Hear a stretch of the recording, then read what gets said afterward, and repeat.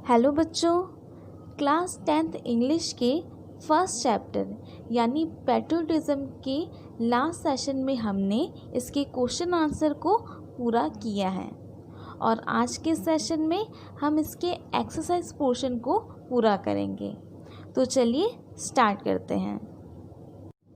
So students, first exercise को मैं read करना स्टार्ट करती हूँ। There are some words that are misspelled in the sentences below। मतलब कि नीचे दिए गए वाक्यों में जो कुछ शब्द हैं वो गलत लिखे गए हैं। Circle the words and correct there meaning, यानी ऐसे शब्दों को गोले में लाओ और उनके स्पेलिंग को सही करो। तो अब फर्स्ट क्वेश्चन देखते हैं। In the party The children were laughing, shouting, dancing and creating a racket। मतलब है पार्टी में बच्चे हंस रहे थे, चिल्ला रहे थे, डांस कर रहे थे और शोरगुल मचा रहे थे। यहाँ पे वे वर्ड्स जिसकी स्पेलिंग मिस्टेक है या मिसस्पेल्ड है वह है चिल्ड्रन। इसकी स्पेलिंग होगी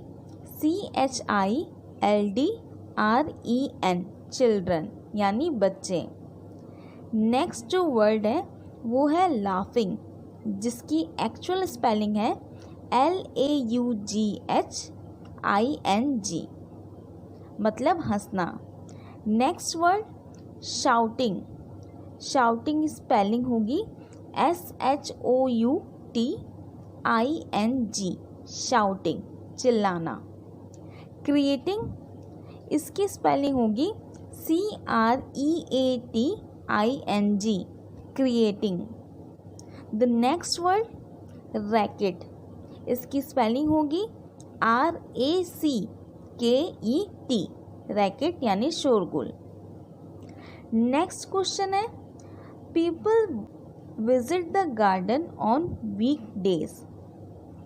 यहाँ पर जो सेंटेंस का मीनिंग है वह है कि लोग साप्ताहिक दिनों में गार्डन में घूमने के लिए जाते हैं। तो यहाँ पे पीपल का स्पेलिंग है PEOPLE। विजिट की स्पेलिंग VISIT, विजिट यानी मिलना या जाना। गार्डन की स्पेलिंग होगी GARDEN। वीक WEAK गलत है, स्पेलिंग हो जाएगी WEEK, वीक मतलब साप्ताहिक दिन।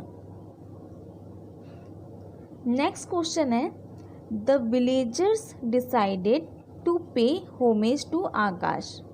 मतलब गांव वालों ने आकाश को श्रद्धांजलि देने का फैसला किया।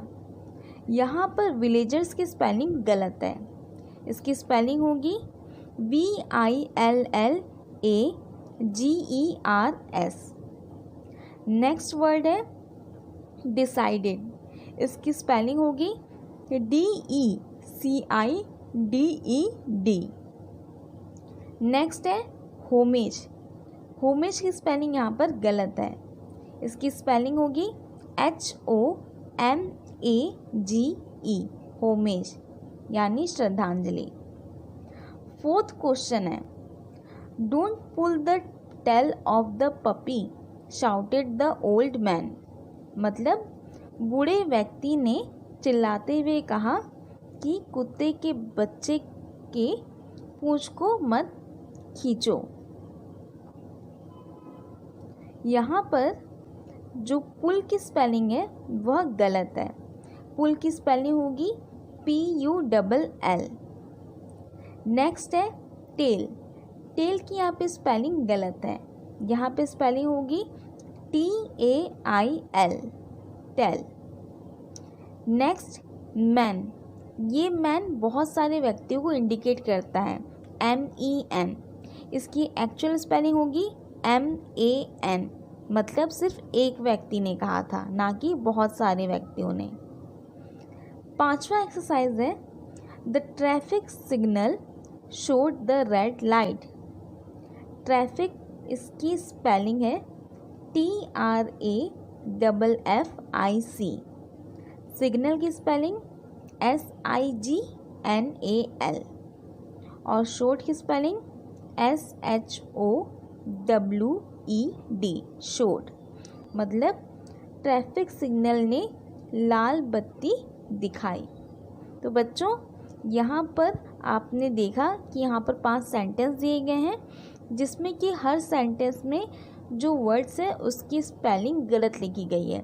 उस वर्ड्स को आपको फाइंड आउट करना है, उसे करेक्ट करना है और लिखना है. सो स्टूडेंट्स, अब आपका जो न्यू टॉपिक है उसका नाम है compound words. What is compound words?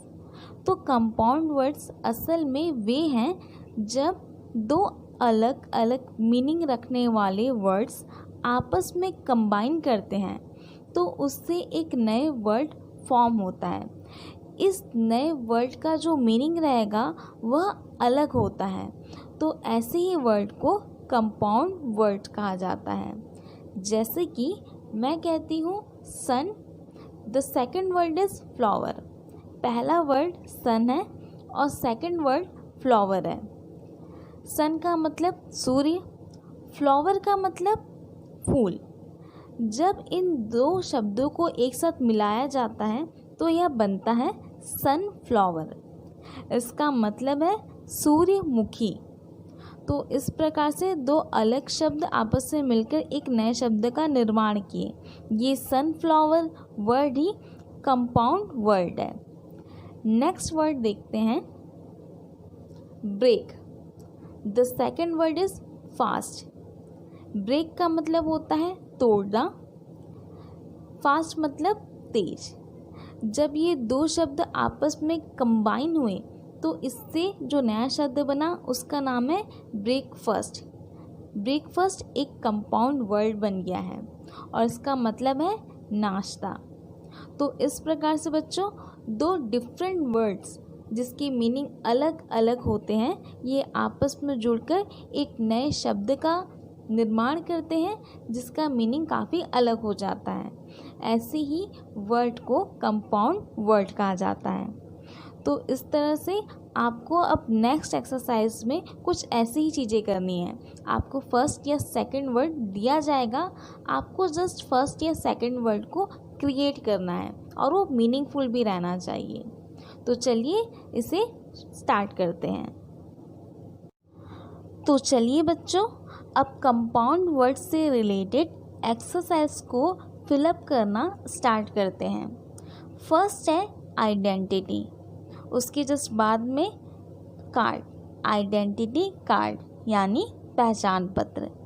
Second है master, you can put head मतलब हेड मास्टर, प्रधानाचार्य. थर्ड पेन, पेन होल्डर यानी पेन को रखने वाला वह box, pen holder. Fourth letter, letter box. Fifth light, street light, street light यानी सड़क की लाइट. सिक्स है बुक, बुक शेल्फ या बुक बैंक. सेवन है pen, ink pen, black pen और blue pen, whatever you can choose. Eight है black, black board, black box. Ninth है lamp, table lamp यानी टेबल पर use किए जाने वाला lamp, table lamp. Tenth chain, chain snatcher यानी chain को छीनने वाला. तो इस प्रकार से बच्चों आपका ये एक्सरसाइज यहाँ कंप्लीट होता है. स्टूडेंट्स यहाँ से ग्रामर पोर्शन स्टार्ट होता है. अब आपको और फोकस होना पड़ेगा क्योंकि यहाँ पे अब रीडिंग पोर्शन के थ्रू आप जान पाएंगे कि मैं आपको क्या समझाना चाह रही हूँ. फर्स्ट यहाँ पे आपको 5 सेंटेंस दिए गए हैं. इन 5 सेंटेंस में कुछ वर्ड्स को बोल्ड लेटर से डिनोट किया गया है वह है बट एंड वाइल। बट का मतलब होता है पर या परंतु, वाइल का मतलब होता है जबकि। अभी मैं आपको ये हिंट देती हूँ कि बट और वाइल किसी सेंटेंस में तब यूज़ किया जा रहा है जब उसी सेंटेंस में पहले सेंटेंस के अपोज में, के विरोध में कोई बातें कही जा रही हो तो पहले सेंटेंस के विरोध में बातें कहने के लिए बट और वाइल का यूज़ किया जाता है। कैसे? फर्स्ट एग्जाम्पल देखते हैं। Yes Naina, you are right but it also means a lot more. ये पहला सेंटेंस है। ये पहला सेंटेंस दो सेंटेंस से मिलकर ही बना हुआ है। इसका मतलब है हाँ नैना तुम सही हो, that is first sentence. But यानी पर, इसके और भी बहुत अर्थ हैं। पर कह के हमने एक सेकंड सेंटेंस को लिखा है, तो इस प्रकार से बट फर्स्ट सेंटेंस के अपोज में काम कर रहा है। ठीक उसी प्रकार से पांचवा एग्जाम्पल देखते हैं। The senior students have a library period while the juniors go for games. मतलब कि सीनियर स्टूडेंट्स का लाइब्रेरी का पीरियड है जबकि जूनियर स्टूडेंट्स गेम के लिए जाते हैं। वाइल का मतलब है जबकि। यहाँ पर एक ही सेंटेंस में दो सेंटेंस और बनाए गए हैं। पहले सेंटेंस के बाद में वाइल यूज़ करके दूसरा सेंटेंस फॉर्म किया गया है। इस वाइल को यूज़ करने का मतलब ही यही था ताकि पहले सेंटेंस के विरोध में कोई बातें कही जा सके। और यहाँ पर ध्यान देने वाली बात यह भी है कि एक ही सेंटेंस में वाइल और बट का यूज़ नहीं किया जा सकता। तो इस प्रकार से इस पोर्शन में आपने देखा कि बट और वाइल का यूज़ करके आप किस तरह से दो सेंटेंस को वर्क करवा सकते हो और दो सेंटेंस को आपस में जोड़ सकते हो। तो बच्चों आज के सेशन में इतना ही। आज के सेशन में हमने मिस स्पेल वर्ड्स को देखा, तो वहीं कंपाउंड वर्ड्स को जाना है। इसके साथ ही साथ बट और वाइल किस तरह से सेंटेंस में यूज़ होते हैं उसे देखा है। तो चलिए इसके बाद के सेशन में हम इस चैप्टर के ग्रामर पोर्शन से डील करेंगे। तब तक के लिए कीप स्टडिंग।